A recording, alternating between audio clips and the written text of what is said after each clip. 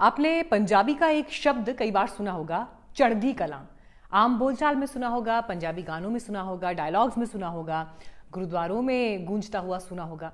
लेकिन क्या कभी आपने इसका अर्थ जानने या समझने की कोशिश की, इसका भाव क्या है? चढ़दी कलां दरअसल सिख परंपरा का एक बड़ा इंस्पिरेशनल फ्रेज है। दो शब्दों से मिलकर बना है। चढ़दी यानी ऊपर उठना, तरक्की करना, और दूसरा है कला, जिसका मतलब है मानसिक शक्ति या मनोबल से जुड़ा हुआ। तो चढ़दी कला का अर्थ हुआ हमेशा हिम्मत, उत्साह और पॉजिटिव एनर्जी से भरा रहना।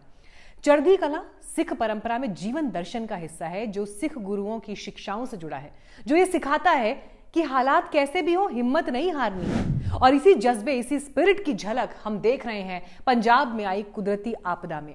यह आपदा उन नदियों की लहरों पर सवार होकर आई है जो कि पंजाब की धरती पर सोना उगलती रही है। लेकिन लोग उफनती नदी के सीने में खुद ही टेम्परेरी पुल बांध रहे हैं। यह है चढ़दी कला। मिट्टी और रेत से भरे बोरे लगाकर सैलाब से टक्कर ले रहे हैं। यह है चढ़दी कला। जब आर्मी के जवान राहत और बचाव के काम में जुटे हैं, तो पूर्व सीएम चरणजीत सिंह चन्नी से लेकर लोकल लोग भी उनका हाथ बटा रहे हैं। यह है चढ़दी कला। और तो और, पूर्व क्रिकेटर और सांसद हरभजन सिंह ने एक वीडियो शेयर किया जिसमें दिख रहा है कि एक फैमिली सैलाब में घिरी हुई है, लेकिन जो वॉलंटियर्स राहत और बचाव के काम में लगे हैं, उनके लिए खुद चाय तक बनाकर ला रहे हैं। यह है चढ़दी कला। सैलाब के बीच गांव-गांव फ्लड रिलीफ के दस्ते दौड़ने लगे हैं। यह है चढ़दी कला। लोगों का जज्बा देखकर फ्लड रिलीफ सामान लेकर पहुंचे लोग भी हैरान हैं। इनका घर, इनके खेत, इनका सब कुछ पानी में चला गया। क्या आप हमारी तरफ आए हो, हमारे गांव में आए हो? आपके रहने सहने का इंतजाम पाजी हम कर देंगे, आप घबराना मत। आपका खाने का इंतजाम भी हम करेंगे पाजी। तो ये जो रेजिलियंस है ना, in the face of adversity, ये जो ऑप्टिमिज्म है, इसी को चढ़दी कला कहते हैं। चढ़दी कला च रहने आ, चढ़दी कला च रहांगे। हालांकि ऐसा भी नहीं है कि इस मुसीबत के समय में पंजाब अब अकेले अलग रह गया है या लोग अकेले जूझ रहे हैं और सरकारी तंत्र कंप्लीटली नदारद है। आज पंजाब सरकार की तरफ से बताया गया कि प्रभावित जिलों में 23 एनडीआरएफ की टीम काम कर रही है। आर्मी, एयरफोर्स और नेवी ने 12 कॉलम, 2 इंजीनियर कॉलम और 35 हेलीकॉप्टर राहत और बचाव कार्यों के लिए तैनात किए हैं। बीएसएफ भी बॉर्डर वाले जिलों में जमीनी स्तर पर सहयोग दे रही है और इसके अलावा 114 बोट्स और पंजाब सरकार का एक हेलीकॉप्टर भी लोगों को निकालने और राहत सामग्री पहुंचाने में इस्तेमाल किया जा रहा है। लेकिन यह आपदा कितनी बड़ी है, इसे आप ये समझिए कि शुरुआत में ऐसा लग रहा था कि नजरअंदाज हो गया, लेकिन पॉलिटिकल लोगों को अब जाकर इसका अंदाजा हो रहा है। पंजाब के मुख्यमंत्री भगवंत मान तो केंद्र सरकार से राज्य का हिस्सा यानी करीब 60,000 करोड़ रुपए मांग रहे हैं। वहीं राहुल गांधी ने केंद्र सरकार से स्पेशल रिलीफ पैकेज की मांग कर दी। मोदी जी, सरकार की जिम्मेदारी लोगों की रक्षा करनी होती है। आप जल्दी से जल्दी इन स्टेट्स के लिए एक स्पेशल रिलीफ पैकेज तैयार कीजिए। अरविंद केजरीवाल, जिनकी पार्टी की पंजाब में सरकार चल रही है, वो सोशल मीडिया के जरिए ये बता रहे हैं कि दिल्ली से उनके नेता राहत सामग्री लेकर पंजाब गए हैं। खुद केजरीवाल भी पंजाब जाने वाले हैं। केंद्रीय कृषि मंत्री शिवराज सिंह चौहान वहां जाने वाले हैं।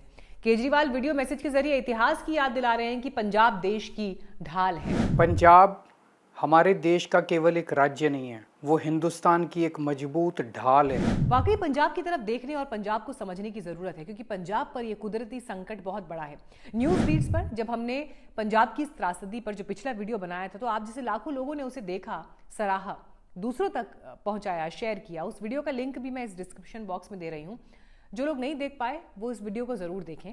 जब न्यूज बीट्स पर हम ये वीडियो बना रहे थे, तब सिचुएशन ये थी कि आधा पंजाब डूबा हुआ था। 23 में से 12 जिले डूबे हुए थे।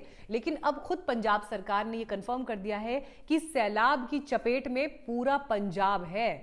पूरा पंजाब। इसका मतलब सरल भाषा में ये समझिए कि पूरा पंजाब बाढ़ में डूबा हुआ है। पंजाब में आई इस आफत को कुछ पॉइंटर्स के जरिए भी मैं आपको समझाने की कोशिश करती हूँ। पंजाब सरकार ने राज्य के सभी 23 जिलों को बाढ़ग्रस्त अब घोषित कर दिया है। सरकारी डेटा ये बता रहा है कि अब तक बाढ़ से 30 लोगों की जिंदगी खत्म हो गई है। बाढ़ से 3.5 लाख से ज्यादा लोग प्रभावित हुए हैं। 4 लाख एकड़ से ज्यादा एरिया में खड़ी फसल बर्बाद हो गई है। पंजाब सरकार के मुताबिक सबसे ज्यादा प्रभावित इलाके जो हैं, उसमें गुरदासपुर, मानसा, अमृतसर, कपूरथला, फिरोजपुर, तरनतारन और होशियारपुर है। लेकिन सबसे बड़ी चिंता की बात यह है कि हिमाचल प्रदेश में भारी बारिश की वजह से भाखड़ा और पोंग डैम के रेजर्वॉयर पूरी तरह से भरे हुए हैं। डैम से कुछ पानी रिलीज किया जाना शुरू भी हो चुका है, यानी मुसीबत का ये दौर अभी खत्म नहीं होने वाला, क्योंकि पंजाब में नदियां भी खतरे के निशान के करीब बह रही हैं। लेकिन इसके बावजूद पंजाब के आदमी का हौसला टूटा नहीं है, उसका जज्बा टूटा नहीं है। सिख कौम ने एक बार फिर से यह साबित कर दिया है कि वो कितनी जिंदा दिल कौम है। पंजाब पर जब मुसीबत आई तो इन लोगों ने ना सरकारों का इंतजार किया, ना किसी और मशीनरी का, जरूरतमंदों की मदद करने और उन तक राहत पहुंचाने में जुट गए लोग। यही है चढ़दी कला, जिसका जिक्र हमने इस वीडियो की शुरुआत में भी आज किया है। वरना आपने भी देखा होगा ना कि जब दूसरे राज्यों में बाढ़ आती है तो क्या हालात हो जाते हैं।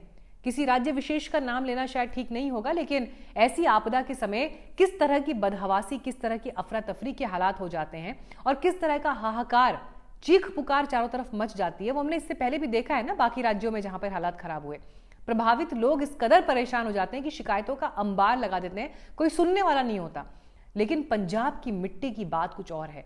इस चढ़दी कला के बीच पंजाब के इतिहास में है, सिख परंपरा के अतीत में है। वरना पंजाब ने कैसे कैसे भयानक दौर नहीं देखे, लेकिन हर बार पंजाब उसी चढ़दी कला के जीवन दर्शन के सहारे खुद को लेकर उठ खड़ा हुआ।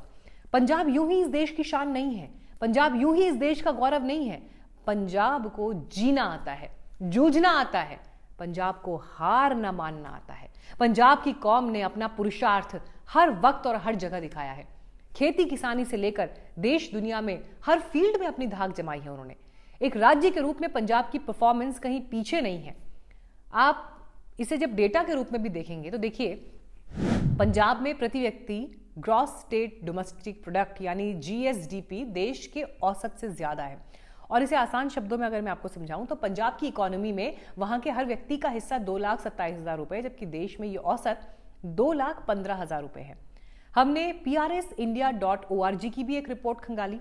ये रिपोर्ट 2023-2024 की है और इस रिपोर्ट से ये पता चलता है कि पंजाब की इकोनॉमी में किन किन सेक्टर्स का अहम योगदान है, जिसमें कृषि का योगदान 26% है, मैन्युफैक्चरिंग का योगदान 28% है, सर्विस सेक्टर का योगदान 47% बताया गया है।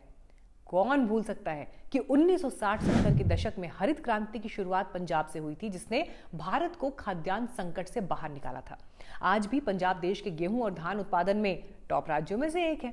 गेहूं उत्पादन में पंजाब का राष्ट्रीय योगदान 35 से 40% है। वहीं धान उत्पादन में यह योगदान लगभग 25 से 30% के आसपास है। वैसे भी किसी भी देश या किसी भी राज्य की तरक्की उसके लोगों से, वहां बसे समाजों से होती है, उनके जीवट से, उनकी जिजीविषा से होती है। 5 दरियाओं वाला पंजाब इस मामले में बहुत खुशनसीब भूभाग है कि वहां ऐसे जज्बे वाले लोग बसते हैं। वो कहते हैं ना कि जो अपनी मदद खुद करता है, रब भी उनकी मदद करता है। तो पंजाब के हौसले को सैल्यूट, इस चढ़दी कला को सैल्यूट। आपने 40 साल में आई इस बाढ़ की तस्वीरों और इस हाहाकार के बीच जो कर दिखाया है, ये सालों साल, नस्लों नस्लों के बीच याद किया जाएगा। और इसीलिए मुझे लगा कि पंजाब के बारे में ये बात करना ज़रूरी है, ताकि देश के भीतर भी कम से कम एक मैसेजिंग हो कि मुश्किलों का मुकाबला किस तरह से किया जाता है। इस वीडियो में इतना ही। न्यूज़ बीट्स के पिछले वीडियो को आपने बहुत प्यार और सपोर्ट दिया। पंजाब से कम हमें बहुत एप्रिसिएशन मिला। वहाँ के लोगों ने वहाँ के ग्राउंड में जो हालात है उस पर कमेंट्स में तस्वीर क्लियर की। हम आगे भी इसे फॉलो करते रहेंगे। आप ज़रूर कमेंट्स में बताइए कि आपके क्षेत्र में क्या हो रहा है। कोशिश ये रहेगी कि क्योंकि अभी पंजाब जा पाना संभव नहीं हो पा रहा, लेकिन कोशिश ये ज़रूर रहेगी कि यहाँ पर पूरे रिसर्च वर्क के साथ आपके सामने जो हम बेस्ट ऑफ बेस्ट वहाँ की ग्राउंड पिक्चर रख सकते हैं उसे रखेंगे। ये वीडियो देखने के लिए आपका बहुत धन्यवाद। चैनल को अगर अभी तक सब्सक्राइब नहीं किया है तो फौरन सब्सक्राइब करें और वीडियो आगे शेयर ज़रूर करें। Thank you so much.